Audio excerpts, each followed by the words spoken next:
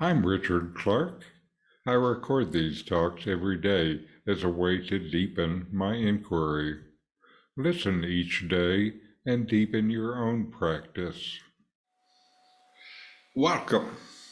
I'm reviewing and commenting on the book Talks with Sri Ramana Maharshi. Today is from Talk 405. A respectable and orthodox gentleman asked about Sri Chakra. Maharshi, it has deep significance. There are 43 corners with sacred syllables in them. Its worship is a method for concentration of mind. The mind is wont to move externally. It must be checked and turned within. Its habit is to dwell on names and forms, for all external objects possess names and forms. Such names and forms are made symbolic mental conceptions in order to divert the mind from external objects and make it dwell within itself. The idols, mantras, yantras are all meant to give food to the mind in its introvert state, so that it may later become capable of being concentrated, after which the superb state is reached automatically. In this dialogue, a respectable and orthodox gentleman asked Sri Ramana Maharshi about the significance of the Sri Chakra. Ramana explains that the Sri Chakra holds deep significance, emphasizing its 43 corners, each with sacred syllables. He states that the primary purpose of worshiping the Sri Chakra is to aid in the concentration of the mind. Ramana acknowledges the mind's natural tendency to move externally. The mind is habitually attracted to external objects, which are associated with names and forms. This attraction keeps the mind engaged with the external world, making it difficult to focus inward. The practice of worshiping the Sri Chakra is designed to counteract this tendency by providing symbolic representation that help divert the mind from external distractions and guide it inward. He explains that the symbols of the Sri Chakra, whether they are idols, mantras, or yantras, serve as tools for mental focus. These symbols act as a form of mental food for the mind in its introverted state, meaning that they give the mind something to latch onto as it turns away from the external world and begins to focus inwardly. The mind wants to do something. This gives it something to do. By focusing on these symbols, the mind gains strength and becomes more capable of concentration.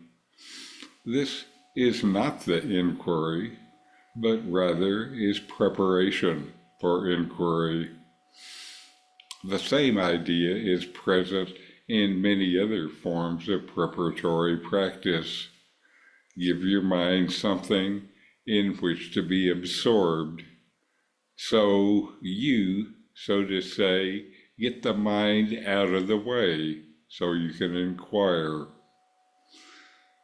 Once the mind is sufficiently trained to concentrate, it becomes easier to reach what Ramana Maharshi refers to as the superb state.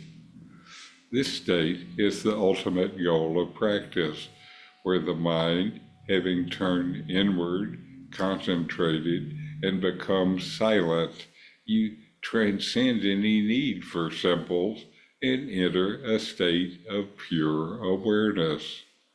This is self-realization. Ramana is explaining the practice of worshiping the Sri Chakra is a method of mental discipline. It uses external symbols to help the mind transition from its usual external focus to an internal one. Over time, as the mind becomes more disciplined and concentrated, it naturally attains a higher state of consciousness without needing these external aids. This dialogue highlights several key principles of the Maharshi's teaching. First, it underscores the importance of turning the mind inward, away from external distractions. Second, it illustrates the use of symbolic representations as preparatory tools to quiet your mind to aid in this inward journey. Finally, it reinforces the ultimate goal is to reach a state of pure awareness, where the mind knows itself and is no longer dependent on external symbols. Ramana Maharshi provides a clear and practical approach to spiritual practice, emphasizing the importance of mental discipline and the gradual process of turning inward to achieve self-realization. So, know yourself and be always free and at peace. In 40 verses on reality, Ramana Maharshi explains the nature of the self, the ultimate reality, and self-inquiry. My new book, with my comments and inquiry questions, opens these teachings up and brings them into your practice and experience. Available now from Amazon. Link in the video description. These videos bring Ramana's teachings into your direct experience. Click subscribe to see more. Click thumbs up to like, and send questions and start a dialogue with a comment